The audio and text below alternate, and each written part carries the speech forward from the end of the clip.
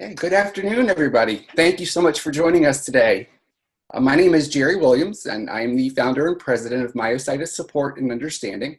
We are an all-volunteer nonprofit organization, and we're, serving as the heart of the myositis community. And we appreciate and take that title on only because we have heard it from so many people.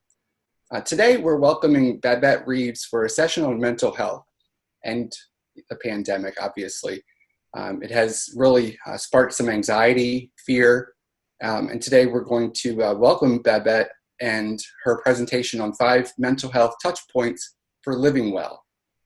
So with that, I would like to introduce Lynn Wilson, who is our vice president. And Lynn, thank you for joining us today. Hi.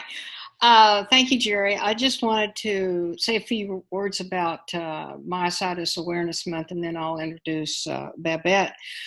But as you know, we pivoted this year on our intent for Myositis Awareness Month to incorporate the issue of the living with within a time of a pandemic and what that would imply for those of us who are trying to manage our health. Myositis Awareness Month is, of course, a very special time for us, and this year, even more special because we're celebrating our 5th anniversary. So you'll see the 5 used many places. And like here, the title, 5 Mental Health Touch Points for Living Wellness. And that's our way of celebrating the incorporation of MSU as a nonprofit. And of course, during Awareness Month, we're all about serving you, to educate you with our webinars, with our interesting little exercises that we're doing, all to raise awareness throughout the community and those that you live with myositis and what we live on a daily basis. So with that, I am going to, Jerry, you didn't talk about the Q&A. Do you want me to do that? Down at the bottom of the bar? Thank you so much, Lynn. I'll be happy to. We can do that, and I'll introduce Babette. Thank you. Appreciate that. We do encourage you to ask questions, and I know Babette is actually hoping that you do. So please feel free to ask your questions anytime throughout the session. If you find the Q&A icon in your Zoom toolbar, and if you click on that, you'll be able to ask your questions there. Please do not ask them in the chat section as they may be overlooked. So in the webinar feature here, some of you are used to our support sessions. In the webinar, you click on the Q&A and ask your questions there, and we'll address those after the presentation. Thanks, Lynn. Thank you very much. And now I'm going to introduce Babette, and I'm going to start first with a personal note. And that's that one of the first people, I'm going to say this, I'm going to give you all of the wonderful things that she has accomplished and where she stands within her community. But probably the most important thing, I think, to us is that she gets us. She understands us because she has lived with dermatomyositis. And it was interesting because things come full circle in our lives. And when I first was diagnosed with dermatomyositis, she's one of the first people that I kind of reached out to on some of the support groups because her story at that time was so much like mine. So it's been a pleasure getting to know her more than just as someone who types back and forth, texts back and forth in the groups. So I want to just briefly talk a little bit about Babette's accomplishments. Number one, you'll look at the bottom. She says she has an MA in education from Princeton Theological Seminary. She has an MSW from the University of North Dakota and a BA in psychology from Queen's University. She's currently a behavioral health specialist at South River Community Health Center in Oregon. And she has a list of accomplishments that I can't even begin to get into, but one of them is she's works with patients with chronic pain and trauma, and she's completed several certifications on like level 1 in a trauma-specific sensorimotor psychotherapy residency. My goodness. and an internship in integrated care. She's worked in the medical education, emergency departments, hospice, addiction services, doctor's offices, and intermediate care facilities. She's also spoken at national, regional, and state level conferences as a poster presenter at the Oregon OPAT Pain Conference at the American Academy of Pain Medicine. So, without further ado, I'd like to introduce Babette, and she will present today. Thank you. Well, thank you, Lynn. I especially appreciate the kind words, and it's you kind of surprised me, and I'm going to kind of surprise you back because you're going to hear about a couple of these pictures about a trip that I probably wouldn't have made if I hadn't gotten to know you about that same time. Because I know one of the first things we started talking about was you were still traveling, and I couldn't imagine traveling at the place and the time that I was at. So yes, things can come very full circle. I'm very pleased and very honored to be here today. And really my goal is, I think twofold, is to let you know that, you know, we're not just in the same boat together with the rest of the world in dealing with this pandemic, but while you know, I think one of our mantras in Myositis land is everybody's body and everybody's responses are different. We're also in a very special myositis boat. And I want you to know that, yeah, that's where I navigate also. And the other thing is that there really are things that we can do despite the things that we can't control right now. And I hope when you leave today, I'm going to give you a lot of information. And if we need some return visits, I'm certainly open to that. Just let Lynn and Jerry know if you're interested. But I'm going to give you a lot of information, but just focus on taking away one thing today, okay? There will be a recording. I'm happy to share slides. But take away one thing.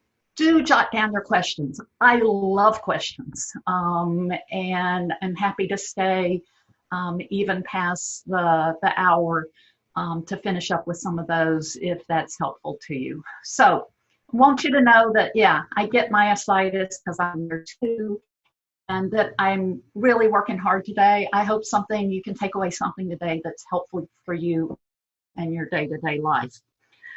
COVID's been really, and I refer to it as COVID.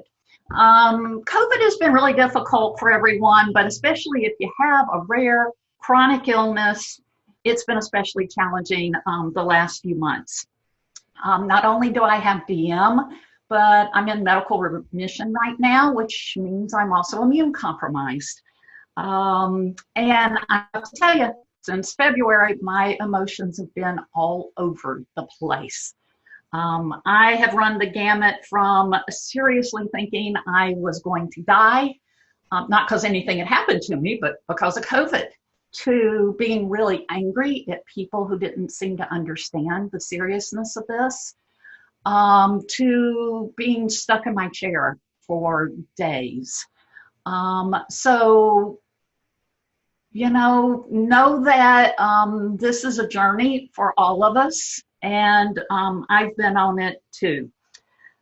The things I'm going to share with you today, they're not magic, but they're not based on opinions. These are based on a lot of research, a lot of scientific evidence. They really do work. I'm going to explain a bit of why they work and how they work.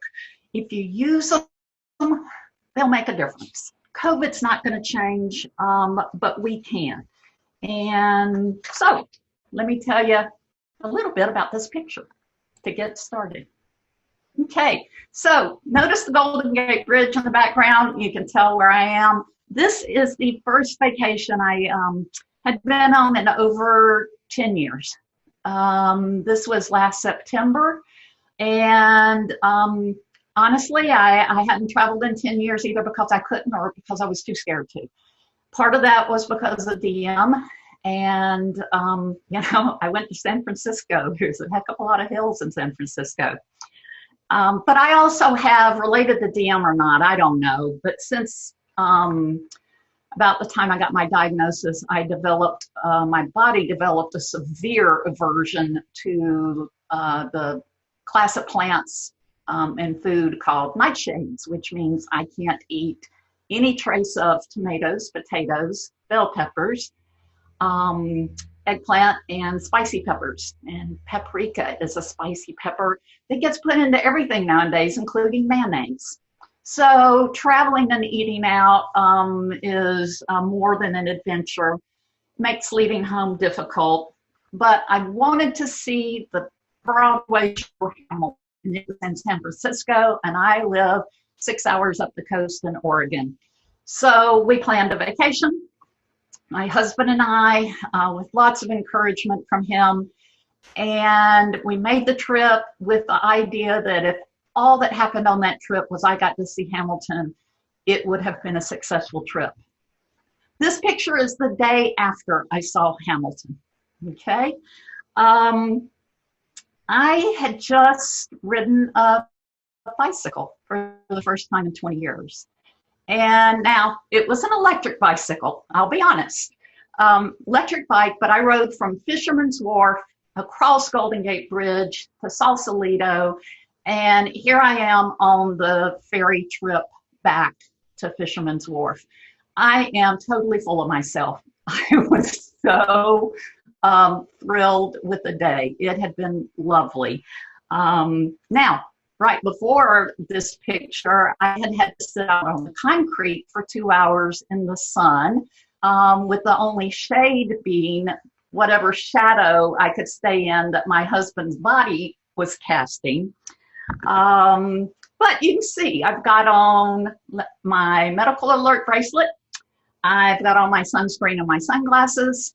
I've got on my UV neck gaiter. I'm holding my UV hat, wearing my UV gloves, my UV pants, and I'm having a blast.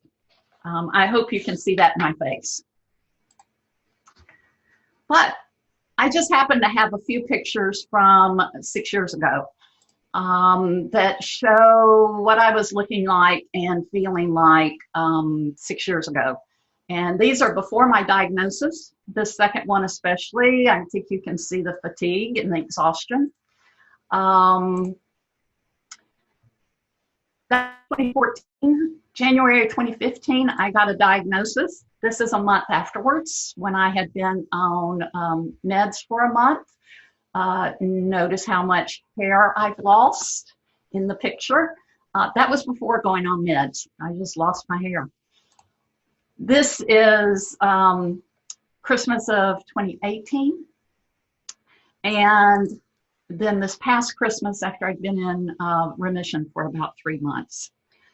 I'm in a new job now. I'm living in a new state. I've been here about 2.5 years. I'm doing really well. And I really credit a lot of it with some of the things that I'm going to share with you. Again, not magic wands, not guaranteeing. We all know what works for one of us may not work for another. But part of it has been that these things are helpful. They all work with your nervous system to help regulate it. Regulate your nervous system. You're also helping your immune system out. We cannot, and we don't even want to avoid all stress or try to get rid of anxiety or avoid fear. But we don't want them happening so intensely and so frequently that they interfere with our life and our quality of life. We don't want our nervous system on high alert continually because that's pumping out hormones that are creating a lot of wear and tear on our systems. It's to be detrimental to our system. So the steps I'm going to share, they're not rocket science. They do work. They will protect, help heal, strengthen your body brain, no matter what life throws at you. So let's take a look at a few of these. So I called these 5 touch points, and I'm going to play with the hand, okay? And these 5 touch points, and I would actually encourage you to do this with me, okay? So the first one is protection, okay? The second is safety. The third is for sensations. The fourth is going to be your toolbox. And the fifth is 5 years. So let's look at protection, safety, sensations, toolbox, and 5 years. So protection. What do I mean by protection? Okay, I want to talk about the brain just for a few minutes. It does 3 main jobs. That's why I have 3 circles drawn, okay? Front part handles thinking, middle part handles emotion and memory, and back here is our survival brain. And survival brain is the one I'm going to talk about the most today, because survival brain is the one that protects us, okay? When it perceives a threat, I notice I did not say thinks there's a threat. When it perceives a threat, this part of the brain does not think. When it perceives a threat, it kicks in very automatically and very quickly some automatic body responses to get us ready to act. It doesn't use words when it does this work, and it does not understand words. And that's why we can't just tell ourselves to calm down, or to not be afraid, or to think ourselves out of having a bad day if it's coming from survival brain. So really important to know, it does not think and it does not understand words, but it does protect us, and it does it really, really well. If you see a tiger, this brain is going to kick into high gear and it is going to protect you. So if you have experienced some fear, anxiety, rush of sensations that have made you feel anxious in the last few weeks while COVID's been going on, know that nothing was going wrong in your body or brain. It was doing exactly what it's designed to do, and it's doing its job well to protect you. But COVID isn't a tiger. We can't fight it. We can't run away from it. Those are 2 of our defense responses that come out of survival brain: fight and flight. The third one is freeze. When we can't fight or flee, we often freeze. I'll talk about that more later. Leaves us feeling terribly helpless. But we can't do those things with COVID directly, okay? So we're going to talk some more about what we can do. But what I want you to know first is that when you're experiencing those urges to fight, flee, or freeze, and the emotions and sensations that go along with that, there is nothing wrong. There's nothing wrong. Your body and brain are doing exactly what they need to do, and it's doing the job well. It's protecting you. Have you stayed home, even when you wanted to go somewhere? Have you been washing your hands really well, really often? Wearing a mask?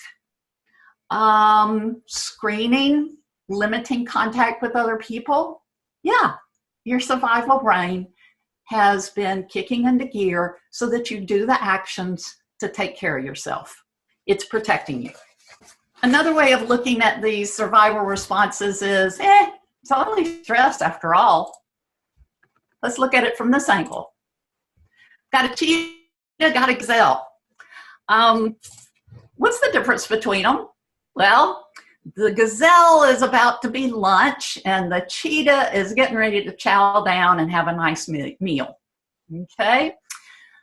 The gazelle is under threat. The cheetah is just having a really fun, enjoyable, kick it in high gear challenge. They're both having exactly the same chemical reactions going on in their bodies from this super high stress of either trying to get away from a threat or get the challenge done of getting lunch. Okay. Survival responses get us ready to act. And we can also choose to act on what's happening to us as, is this a threat or is this a challenge? Are we going to be a gazelle or are we going to be a cheetah? Okay. If I'm going to be home, am I going to approach it as a threat or a challenge that I need to stay home? If I got to go to the doctor, that can be really threatening right now.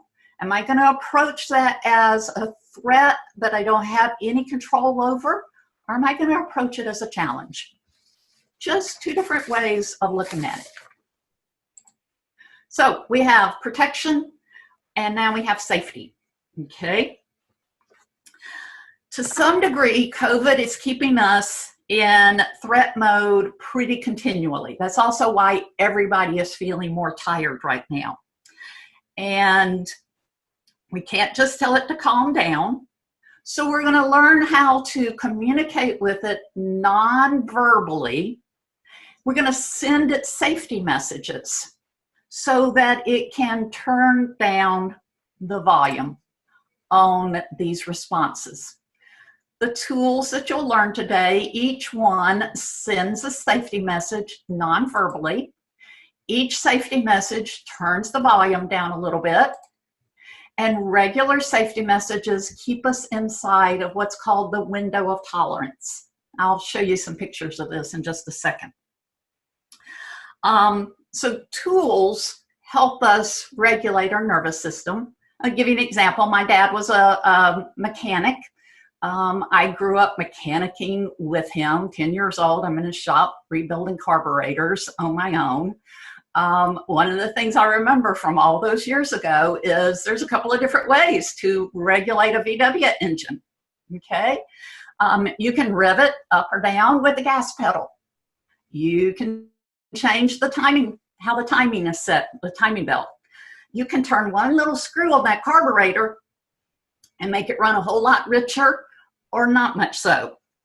Okay. And we can do the same thing using our body to turn this system up and down. All right. And that's our goal.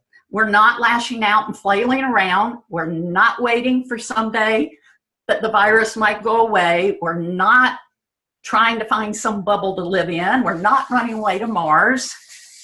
We're going to adjust that nervous system. Okay. So let's take a look at this.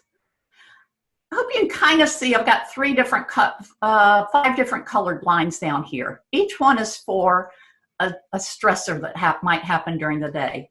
The 2 horizontal black lines are that window within that is that window of tolerance I was talking about. Okay, so let's say that this first one down here, let's see if I can get my pointer back. This first one down here is you read some really distressing news report. And the next one is a friend comes over uninvited or tries to come over. The next one is you do telehealth for the first time, and that's stressful. Next one, you got to go for some groceries. The next one is somebody reminds you that there's no timeline for when this is going to end, and by this point, you are out the window. Your nervous system is over the top. Okay? But what if, with each one of these tools, okay, the first one, that news report, and then you practice a tool. It comes down a little bit. The friend tries to come over, and then you practice the tool a little bit. You have to go for groceries, and then you practice the tool a little bit. And as you can see, by the end of it, you've still got 5 distressing, threatening, stressful events.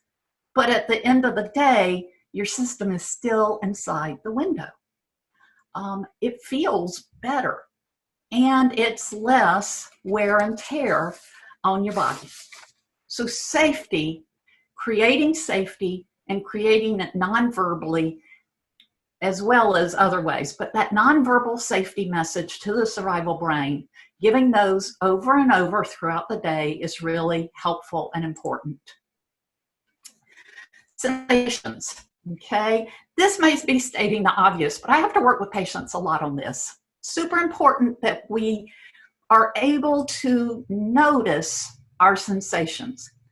We kind of did something not so great in therapy land for a long time. Just worked with people's emotions and thoughts, said we have to process them, don't stuff them, learn some ways to work with them. And we ignored people's bodies. But if you think about it, nobody experiences anything without their body. The body has experiences also. Every single thing that you live through, your body lives through also. And it needs a chance to process things, just like your emotions and thoughts. I call it a three-legged stool because if you have a one-leg stool, it doesn't work real well. Two, which is what we used in therapy for a long time. Two, you can balance on it if you work real hard. But if you have a three-legged stool, it works really well. It's a stable stool. So, what about sensations? I'd encourage you to do a little experiment here with me for about a minute, okay? Think about a recent time in the last couple months when you felt worried, anxious, or afraid, okay? Now, as you remember that, scale it from 1 to 10. 1 is don't feel it with hardly any intensity at all. 10 is it feels just as intense as it possibly could. So put a number on it from 1 to 10. Now, notice as you remember that time that you were worried, anxious, or afraid, what do you notice happens? How do you know you're worried, anxious, or afraid? What happens in your body? Pick one of these words up here, 1 or 2 of these words up here that describe what your body feels as it remembers when you felt worried, afraid, or anxious. Just label it. And then feel it, sense it. 1, 2, 3. Now, go back to our 1 to 10 scale. Where would you put yourself on the scale now between 1 and 10? Most of the time, sometimes this needs to be practiced a little bit before you notice a difference, but most of the time after doing this, it'll come down a little bit, even if it's just 1 notch, okay? But what you've just done is down-regulated your nervous system, okay? When we notice our sensations, what's happening in our body, what our body is feeling. I'm not talking about I feel afraid, that's an emotion, but I feel tension in my shoulders. I feel my stomach knotted up. I feel warm and fuzzy in my chest. Those are sensations, okay? When we notice them, observe them, put a descriptive label on them, and then just stay with it and sense it a little bit without adding any story, not saying, oh my gosh, if my stomach's getting knotted up, then that means I may wind up having, or this may happen, or this may happen. That story. Thoughts and emotions, you just drop them and you go back to, ooh, my stomach, yeah, I feel that knot. Yeah, that knot's kind of, it's a little nauseous, it's kind of tight. I don't like the way it feels, but I can feel it. And we just feel it. The system down regulates. You're not going to get stuck in that feeling because those sensations are waves. A wave might last a minute, 2 minutes, but it will be like a wave. It'll intensify and then it'll back off. And when it backs off, you'll feel better. It also saves this, again, from building up in the system over time. That's unpleasant sensations. Well, guess what? You can do this with pleasant ones too. And you can create pleasant sensations. And if you think of ways that you feel comforted, wrapped in your favorite blanket, having your favorite cup of tea, going outside and bird watching, watching a funny movie, holding somebody's hand who loves you. That actually decreases pain, by the way. Touch, whether it's rubbing your arms or legs, giving somebody giving you a hug. Those create pleasant sensations. Those also downregulate the system. So we have protection, safety, sensations, and now let's do our couple of tools. Okay, the first one is slow, deep breathing. Now, before you check out on me, okay, stay with me, because now you know why everybody has always told you when you are anxious, why they've told you to breathe, okay? And if you haven't made the connection yet, I'm going to make it for you real clear, okay? When survival brain perceives a threat, one of the things that changes in our body is it makes our breathing fast and shallow, and our heart rate ticks up, and our muscles get tense, because it's gearing us up to fight or run away or freeze, okay? So fast, shallow breathing always goes with threat. Fast, shallow breathing always goes with threat. So if we want to send a nonverbal safety message to survival brain that we are safe, and even with COVID, if you're sitting in your house right now, look around, you're safe, okay? If you send a message back there, you want to send a nonverbal message that you're safe, do the opposite. Slow, deep breathing will always communicate safety. Another way of looking at it is you cannot fight that tiger while breathing slowly and deeply. Nobody can fight a tiger breathing slowly and deeply. You can't run away from one breathing slowly and deeply either. It's biologically, physiologically impossible. So if you are breathing slowly and deeply, every time you do it, your body gets a safety message and the system turns down a little bit. The type of breathing I like to teach folks is what I call belly breathing or diaphragmatic breathing. At the end, there'll be a link to one video. There's a lot out there that will walk you through it and teach it to you. But basically what you're doing is what's shown over there in the picture, is if you push your stomach in, I like to put my hand on mine when I do it, push it in, it pushes the diaphragm up, pushes the air out. Then if you let your belly relax and go out, think about breathing in. Belly's going to expand out while the diaphragm goes down. That's your in-breath, and then push it in, and it goes out again. And it's slow, and it's smooth, and it's relaxed, and it's deep. Okay? Now, let me show you the couple things not to do. I'm a little disappointed with Sesame Street because they didn't get this right. Belly breathing is not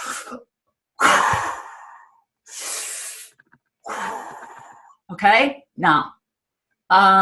It's not slow. It's not deep. It's not relaxed.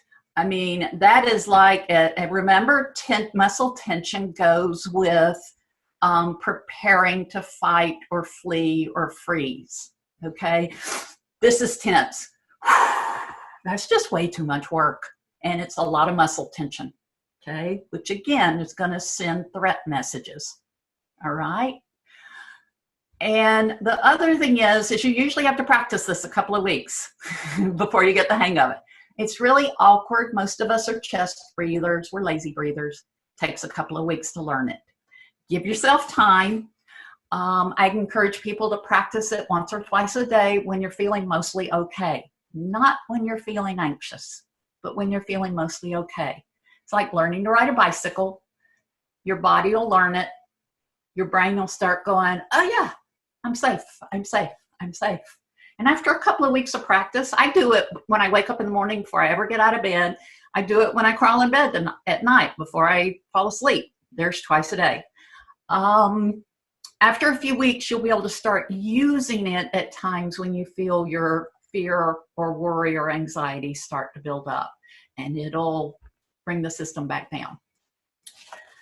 All right, the next one, and again, don't shut down on me. I know we've got myositis. Movement is like, oh my gosh, you're kidding. You want me to move? Okay, hang with me. All right, so remember, threat ramps up the system to get us ready to do some kind of action, usually fight or flee. When we don't complete that action, our body and our system and our brain feels in distress. If we complete it with some kind of action, then the system regulates down. Okay? So it doesn't matter what the movement is. I'm not talking about exercise. Okay? It does not have to be exercise. You do not have to break a sweat. You do not have to get your heart rate up. You just have to get out of your chair, and that's not even totally necessary, and I'll tell you why at the end of this slide, okay? But expand your thinking about what movement is and what you can do, because this one is just super helpful, because again, it sends the message that you are not immobilized, you are not frozen, you are not out of control, and that you are safe because you're moving. The other thing is, side note, bodies are designed to move. So when bodies hold still for a long time, they hurt. Bodies are made to move. We got to move them. Okay, so what are some ways we can do this? Oh, and the other piece is that movement burns off some of that ramp up. And, you know, COVID worries get us all cranking up. And when we move, it burns off some of that chemical stuff that's getting us ready to go fight, flee, or freeze. So it burns that off. We can walk. We can dance. We can do yoga. We can do weights. If you add some rhythm to it, it's even better because rhythm sends safety messages. Okay? So if you're going to do weights, make it rhythmic weights. If you're going to dance, you know, dancing's always got a bit of rhythm to it. If you're going to walk, make it rhythmic. Okay? You can tap on the table. You can tap on your legs. I'm going to give you a resource that does a hand tap. I mean, it's just this easy, folks. You tap your fingers, you tap your face. Okay? It regulates. Okay? Drumming. Real drum or on your legs, on the tabletop, on the steering wheel. Listening to music. Singing. All these things create some kind of movement in our system.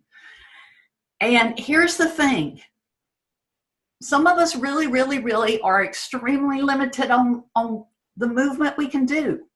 But the really cool thing about the brain is, for instance, if you turn on some music and you really get engrossed listening to it, really, really, and you imagine yourself dancing and really get into it, your brain thinks you are.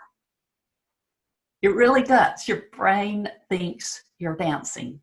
Okay? So seriously, anybody can do this tool. That's why I included it. Now, one of my favorites is this little chair yoga diagram. There'll be a link for it also. The ones you can't do, don't do. But my patients love this. There's lots of others out there. I'll list another really super easy chair yoga program that I like. It's 10 minutes. It starts and stays really easy. You pay what you can. But there's lots of these out there. A lot of them are totally free. Fifth one, last finger, okay, is 5 years from now. I'm going to wrap up here. 5 years from now, when you look back, what do you want to have not done during this time? What do you want to have become or not become? What do you want to remember from now? How will you say you got through it? And even how might you have grown? This is a tough one to wrap your head around. But as you spend some time thinking about this and you come up with a few of what are your things, when you look back, what do you want to see? If you come back to these things and you hang on to them and you revisit them at the times when you're feeling distressed about what's going on, again, it'll settle the system back down. I mean, one of the things for me is I want to get through this without becoming bitter, without becoming a germaphobe, without becoming super focused on avoiding all risk at all cost. I want to stay in touch with there's some things in life worse than death. And you know, these answers to these questions, or this big question 5 years from now, it's really about your values. That's different for everybody. Everybody's answers will be different. But when we get in touch with our values and then hang on to them and live our days with them, okay, we're more centered, we're more settled. Our systems can regulate down when we remind ourselves of what these things are. So, wrapping up, yep, that's the picture of me and my husband at the top of the Golden Gate Bridge on our bike ride. I have to do a quick shout out. I would not have made it through the years without this guy here. And I certainly wouldn't have made that trip to San Francisco. He's the one that really said it was possible, and that whatever happened, we would deal with. But that bike ride really is one of the highlights of my life. 5-7 years ago, I wasn't even trying to get there, you know, just the grace of how things happened got me there. But I will say that I have practiced these 5 touch points for years now. I will say that I teach them to my patients, and that I will say that clinically I see them work and make a difference. So remember, survival brain is trying to protect you, and it does a good job, even when it makes things happen in your body that feel unpleasant. You need to recognize those sensations, practice NOLS, practice comfort, connection, and touch. You're going to send safety messages to your brain using the tools of movement and slow, deep breathing. And you're going to have what you want to look back on in 5 years. So, not easy times. Remember, each one of us have lived through some really, really, really tough days, tough times, 100% successfully, because we're here. Even with these tools, you're still going to have some bad days. You ride them like a wave. And I can't make any guarantees with these. There's no guarantees in life, as my mother taught me. But I can assure you that these touch points will have a positive impact on your mental, emotional, and physical health if you spend some time with them on a regular basis. And I appreciate being able to share these with you. So I'm going to turn things over to Lynn and Jerry, and we'll take some questions. Hi, I'm back. I was listening to you and thinking about, thank you, Babette, that was wonderful. I was listening to while you were talking and thinking about the last few days at the times when I was riding the wave and when I could feel that my heart was pounding, and it was just caused by a small thing like reading a headline in a paper. And that I had to remind myself that I shouldn't be reading headlines in the paper. I shouldn't be on Facebook that much, that all it does is get me stressed. So thinking about it, actually just thinking about it and recognizing that is a way for me to kind of downregulate a little bit, like you're talking about. So, yeah, one of the last slides, and I should have pulled it up and gone through it, but one of the other resources on one of the last slides is a neat little graphic. What you're practicing is what I call the control circle, which is inside the circle, writing down the things that you can control, and on the outside of the circle, writing down the things you can't control. You can't control what's going on out in the world right now, but you can control how much media you consume. So that goes on the inside the circle, and that's what we pay attention to. Yeah. I know when we had Dr. Lisa Christopher Stein and Dr. Chris McCauley from Johns Hopkins speak about COVID and myositis, that was one of the things she said that that she recommends, is that maybe you watch the news twice a day, maybe just for 5 minutes to get the headlines, maybe at the start of the day, maybe a little bit in the evening, but not not close enough to bedtime. Mm-hmm. And that's limit yourself to that type of a interaction with social media or the news, and it keeps you calmer. Yeah. And the other thing that I've done is my home sits on a cove, so I can go out on my back porch and I can watch the birds and the hawks and the ducks in the cove. And, we have baby ducks. So, those cycles of life, and it's just calming. It's just very calming. Yeah. Or maybe the cat jumps up on my lap and I can stroke the cat. So that's good for both of us, the cat and myself. So, hi, everybody. We're open for questions. If anyone has, you can put them in the Q&A box, or you can just unmute yourself. And, Jerry, I think you had a question. Actually, Selena has a question. Oh, okay. Selena. Oh, I see. Raised hand. You got it. Okay. Yeah. Hi, Selena. Hi, Babette. First of all, I just wanted to say thank you so much for that. It was beautiful and succinct, and I really, really appreciate the tools. I definitely feel like I can use them, but I'm wondering, how can I support others who might seem a little resistant to using tools? I've spoken with some family who are kind of battling with a really intense, I guess, protection stage, and so they're a little resistant. What can I do?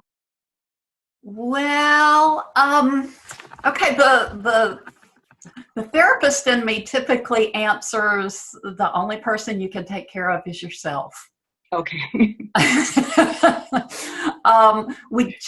There's no way to make others do something. And a lot of times, in fact, the harder we try, the more resistant. I mean, it's just human nature that we push back when somebody pushes towards.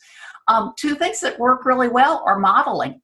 You're doing it. They see you doing these things. They see you practicing them. They see you doing well, doing better.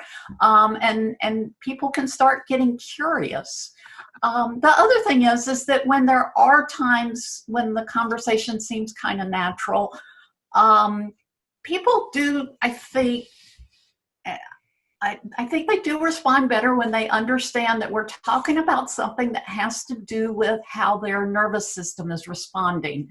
That this isn't about what they're thinking. It's not about their emotions. It's not about, there's pieces of that. That's part of anxiety management too. But starting out, we can't work with thoughts and emotions if the system is just running at high gear. It's too overwhelming. And when people hear that you're not talking about their beliefs or how they do things, and you're not, I think sometimes people hear, let me help you with your anxiety, as a critique of how they are living their lives, when instead it's more, I compare a lot of times to, this is like eating vegetables. It's absolutely, every single one of these things is good for everybody. Because it takes care of the nervous system. So, sometimes when there's room for that conversation, people a lot of times aren't as touchy about talking about it because they don't feel like you're critiquing how they live. But ultimately, the only person you can take care of is you. Okay, well, thank you. That actually helps very much. Thank you. Thanks for the question, Selena. That's a very good question, because I know there are a ton of people I would love to change, right? You're not one of them, Selena. But Jerry, I think you had a question. I do, yes. Okay.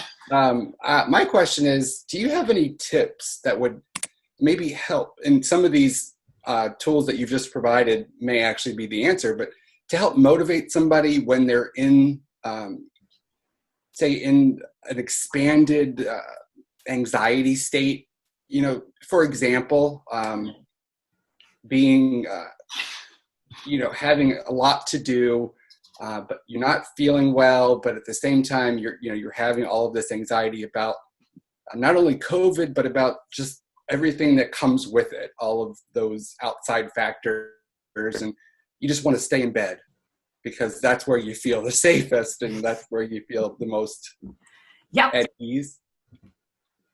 Well, and that's kind of one of the first steps. Is a lot of times when we feel ourselves getting in this distress, that's kind of this tug of war, what's happened is the system's activated, it needs to act, and it can't figure out what it's supposed to do, how to act, okay? Because there's no tiger to fight, there's no tiger to run away from. And so then what it does is freeze. And so just pausing and mapping which is happening. Am I lashing out, verbally lashing out at my partner? That's a fight response, okay? That's the action happening there. Am I like, I don't care, I've been in this house too long, I'm gonna go to the store and buy me some ice cream, to heck with. Okay, that's a flee response, and I'll just go back to bed.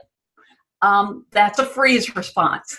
And just going through that mapping response, one, can be helpful, okay?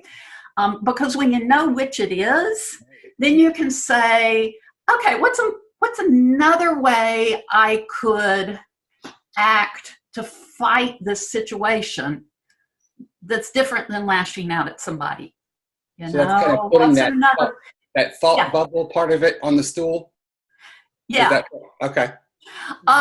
With freeze specifically, which is really, I think, what happens to one of the problems with chronic illness is that chronic illness, the healthcare system and the illness itself puts us into freeze a lot, or puts us into helpless situations that then kick in the freeze response. One of the things with freeze, you get kicked out of that sometimes pretty easily, is if you're really, really, really stuck as just doing a sideways scan with your eyes, you don't have to move anything else, but a sideways scan through the room and just that eye movement, and then trying to literally get up and move at that point. And once the movement starts, the freeze is broken. And the movement starts with a choice. Okay, I cannot go pay the bills right now. What can I do? I'll go get a glass of water. It's the choice that's important. It's not what the choice is, it's the making the choice to get out of that freeze. The other is a little bit similar. Freeze is responding to a threat. So again, scanning the room. And it's like, yeah, there's that book I'm reading I'm really enjoying. Yeah, there's one of my favorite pictures. Why do I love that picture? Yeah, there's my dog. See, everybody started smiling, There's my dog. I love my dog. My dog loves me, okay? And that can kick it out, okay? So those are some of the nervous system things. Mapping, is it fight, flee, or freeze? And then finding the body wants to have an action. It doesn't have to be a big action, but just doing an action. More cognitively, priorities and lowering expectations are just super important with chronic illness. I'll just give my personal example. One of the reasons I talked about going to San Francisco is for years I wouldn't travel because it was like, what if we waste all this time and this money because I get sick? And finally, Brian and I were like, what's one thing, if we get this one thing done, that'll make the trip worth it no matter what else happens? And we set that priority and we worked everything around it. And then after that, everything was icing on the cake. And if nothing else had happened, we were going to be okay with it. So the priority bits, and sometimes we just have to drop our expectations that really have to happen today. And what's really important there is that, again, it's stepping out of the freeze and making a choice. Choice puts us back into control. Choice takes us out of freeze. We have one. The first one is, thanks for the information. I noticed that medication can trigger or imitate anxiety by causing faster heart rate, for instance. Prednisone and Cellcept are my combo now. And I am challenged to let my body know I am calm when I really am calm. Any advice? Yeah. So here's where what you're describing is absolutely right on the money. Okay. Because especially prednisone, it ramps things up. Okay. It's two-part. You can work with it some, but you also have to accept that there's parts of it you can't work with. So the parts that you can work with, you learn those tools really well, especially the breathing and the movement. You practice the breathing, especially at times when your system is mostly okay and settled. So not right after you take your prednisone, if that's when you get the biggest kick, okay? But at a time when it's lower down. Practice it really well for a couple of weeks and then try to use it on those times like when you feel your heart racing. Do the breathing or get up and move some, okay? The other piece, though, is that it's going back to the sensation piece, okay? We can't change what medication, again, we can't change what medication is going to do to us. There's one thing we can't control, okay? Realizing that it is protecting us in the sense of working with our systems to help us be as well as possible, and riding the waves of it. Feel it doing the nulls, and feeling the sensations. When we try to avoid sensations, prevent them from happening, push them away when they start to happen, whether it's sensations or anxiety, when we avoid them, we make them worse. So learning how to be able to stay with them, ride that wave of them, and then they will pass. They never stay at the same level forever. Our freak out part of the brain will think they're going to, okay? They don't. So being able to ride that wave. I had a patient that got so good with deep breathing that she got through 7 hours of AFib before she could get to an ER without having fear. She never did get afraid. Okay. Right. So they really are powerful tools, but they really do take practicing. Next question. This is in the Q&A, and then we'll do the hand raise. Curious about when you were telling your story, and was curious as to what made the difference between your demeanor prior to diagnosis, 2014, and 4 or 5 years later when you look so much better. Getting a diagnosis. 2014, I didn't have a diagnosis. Yeah. Yeah. Getting a diagnosis made a huge difference. Getting a diagnosis, getting on medication, giving my body time to heal. I was extremely focused on I could not jump right back into doing things. And that's just like a whole nother story. But giving my body time and just kind of going with it. And then, all the other things that are good for us, eating well, sleep, practicing these kind of good skills, having an extremely supportive partner. I think just the last few days, somebody posted about how do you manage when you're starting out with this? I literally was working 8 hours. I was down to working 8 hours a week. I would go to work for a few hours. I would come home. I would spend the rest of the day on the couch. And my 2 boys and my husband, they did everything. I did not do anything else. And it wasn't just because I couldn't, but it was also because I could not get well if I was getting up and trying to still do all the things that I used to do. So I had to accept that I was not going to be able to do things. and I didn't know when I was going to be able to. I did not expect to go into remission. I was not looking to go into remission. It just happened. But I just kept doing the next right thing, and building what life I could in that moment, wherever I was. Yeah. And follow up, what medications do you take? Right now, I'm just on Celcept. I started out on methotrexate, gave me my life back, absolutely. I was on it for a couple of years. I'm starting to lose track. But I would have to take it on a Friday night. I would spend all day Saturday on the couch, but then the other 6 days of the week, I was pretty good. Really gave me my life back, able to finish school, get back to work.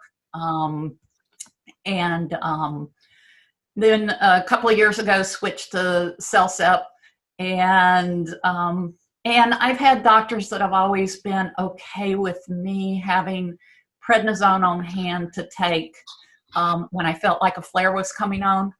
They kind of give me permission to take it a small dose for 1 to 3 days to sort of head off flares, and that has worked well for me. But I've been fortunate. I haven't had to go through a whole lot of medications and a whole lot of trial and error. Yeah, I think Faye, did you have a question? Yes, I would like to thank you so much for this very informative session. I would be interested in seeing the entire session again. And I didn't know if that's a possibility. So that's my first question, how to do that. And then secondly, it sounds as if you have been treated by a physician who treats the whole person. And I'm thinking specifically about your response to the nightshade plants. So it's not just a matter of what drug you take. Well, it is, but it's not just that. It's looking at the entire person, which it sounds to me like you were in that kind of medical situation. Well, and I was very fortunate in that I had a doctor that listened to me. He got me. Now, granted, we had worked together for 7 years trying to figure out what the heck was going on. I mean, so, yes. But yes, he listened to me. The whole person approach, certainly he would have been there, but I'm going to say quite honestly, that's me. Okay. I work as a behavioral medicine. I mean, I went into this career because people are not just bodies and people are not just brains. It all works together. And so I work as a mental health therapist, but I work in a medical clinic, primarily with people with chronic illness, primarily with people with chronic pain. And most of these folks have got trauma history because, yes, it's all of one piece. And that's the other person that was asking about how I got better. That's the other piece. I got my trauma treated. And yeah, I had a pretty significant trauma history and I got treatment for that. And that makes a huge difference because that's in the nervous system too. Yes. Thank you very much. I appreciate that.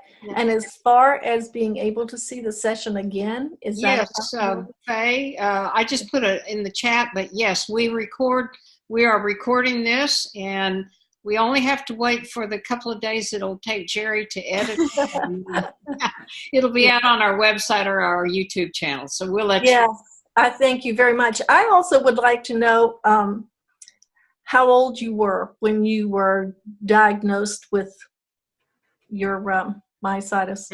Yeah.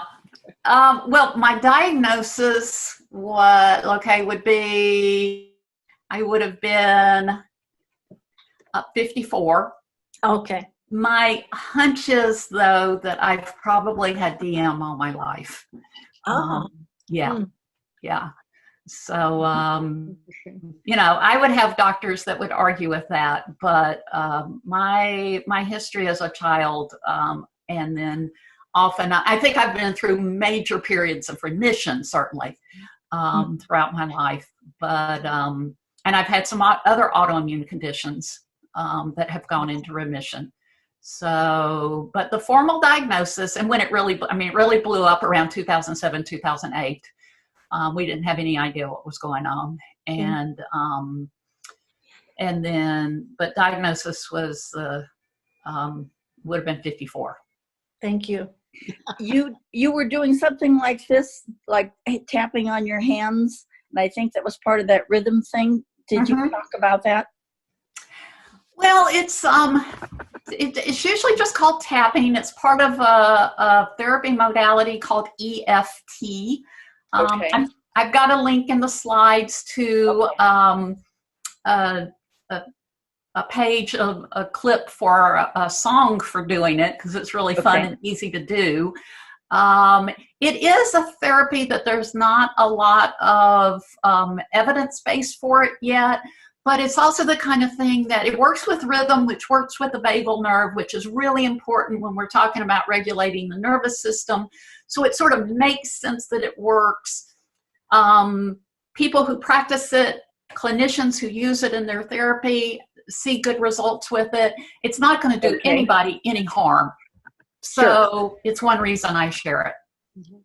Fantastic. Thank you. Got a question here from, it's a follow-up to something, Babette, that you talked about trauma. Is there any documented connection between myositis illness and people with trauma history? Not specifically with myositis, but with people with autoimmunes, yes. One of the biggest studies that's had lots and lots of replication and smaller studies, one is the ACE study, which was completed in 1988, 1999. And it showed that when people experienced adverse childhood experiences, they wound up with a huge number of physical problems, generally later in life, in their 40s and 50s. And one of those sets of physical problems is autoimmunes. The poster presentation that I did at the couple of conferences in the last couple of years looked at the connection between trauma and the autonomic nervous system. I realized after I looked at my slides this morning, I didn't put I didn't put any references in there. But yeah, there's certainly, now there's still also, to be fair, there's still a lot of dispute out there about this. Because a lot of doctors simply are, and this is fair enough, a lot of medical doctors, their training is to not just see connections between things, and it doesn't have to be cause and effect, just correlations between things. They want to see that, but then they want to know what the mechanism is that is behind it. And so we know the correlations are there, but the mechanisms haven't been found yet, although I think it's in the autonomic nervous system. And so that's why sometimes you'll run into resistance from medical doctors with not wanting to make the connection between trauma history and chronic illnesses. But other than that mechanism piece being missing, the correlation and the repeat studies, it's really, really strong. About tips for caregivers. Well, everything we talked about today works for every human body.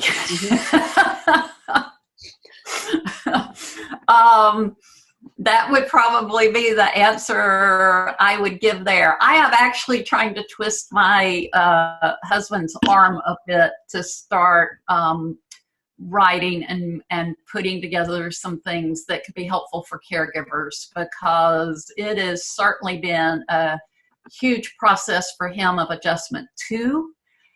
And he's just been, just truly been phenomenal. I don't know how people do this without a Brian in their life. I just don't. Well, And I think he has a lot that he could offer to caregivers, but I'm still working on him a little bit. That's Okay. great. Thank you. And that would be wonderful if Brian's up to that. And thank you, Brian, if you're watching or listening. We appreciate it. And Yeah, I'm going to tell him somebody asked. There you go. There is a big need. Somebody mentioned it at the session today.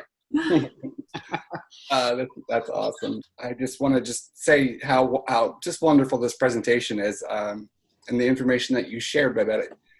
We had a comment that somebody was able to do it in real time with you, and it really calmed her down. I'm not sure if you saw that comment or not. Probably not, because you've been talking with us. So it's already helping your fellow myositis community. So we can't thank you enough for taking the time today and sharing that with us. Well, it's really been lovely to share, because that's been one of the. I mean, I've been fortunate to be able to work from home doing telehealth, but at the same time, I used to work in ERs. I like rising to emergency situations, and I've been limited with that during this, because I can't be out and about with people right now. And so this was really, really lovely for me too. I appreciate it. Great. Thank you. Lynn, did you want to address any final comments or? No, I'm fine. I'm calm. Now we're all ready to get into gear, do the things, watch I'm all going these. to take a walk. Right. There you go. I think my first action will be checking out the tapping and the belly breathing. Yeah. Looking into a little bit more of those, because I have trouble with the breathing with my anxiety. I sometimes forget to focus there, and I know to do it. Okay, so here's what you do with that. Is you get you a Post-it note or an index card, because when anxiety goes up, the thinking brain shuts down. And so you get you an index card or a Post-it note, and you just write down what the things are that work for you. And then when you feel yourself going there, you just pull your card out and you don't think about it. You just start down the list. Great tip. Yeah. We could go all day, guys. Yeah, I mean. Well, maybe Babette would join us in one of our patient support sessions, and we could do a joint or a group exercise on one of these things. Yeah. I think that would be a great idea. Yeah. That would be awesome. So we'll be in touch with you, Babette. Okay. We'll have you booked through the year. But we really do appreciate it, and you'll be obviously hearing more from us. But thanks everybody for attending and for following along as she shares these 5 touch points and how they've helped her, how they're helping her patients, and how they can help us and already are. Yeah. We do appreciate it. And Be sure. Go ahead. No, I was just saying, I was just actually probably going to say the same thing that you were going to say, is that coming up. Go for it. Yeah, coming up next week. This was a fabulous kickoff. This is actually the kickoff webinar for our Myositis Awareness Month educational series. And next week, coming up on the 12th, will be the John Hopkins physical therapist, occupational therapist session on exercise in place. On the 13th, Wednesday, Dr. Rohita Agrawal will be talking about managing myositis patients during the COVID public health crisis. And then we've got the 19th, we have Paul Kidwell doing a session on caregiving. At 28th, we've got a CSI session on plasma, right? Yeah, plasma donation. Plasma donations, which is very much in the news right now. Yeah, this is be a very, very interesting webinar. Should get us all very motivated to be active and to give back for research. And then we'll end the month with a big seminar, a webinar from, and hear from Dr. Andrew Mammon, which is, I don't know if you would call him the father of, he's one of the top experts in myositis, and he's going to talk about the raw pharma clinical trials on that they're running right now and for necrotizing myopathy. So we've got a lot to go Yes. this month. Yeah. And check out our website. The awareness page has all of the events listed with links to register. All the sessions are free. And you know, they'll be like this. They are webinars. And then if you are a myositis patient, we do have our next myositis patient video support session on May 16th. There's no registration required for that, but you can find it on our website on how to join. So thank you, everybody, for attending today. We do appreciate it. And again, thanks to Babette, and thank you, Lynn. Yeah. And we just Thank hope you. everybody enjoys the rest of your Saturday and be safe and stay well. We'll Thank see you you. Tuesday. Thank you. Bye-bye. Bye. All right, thank you.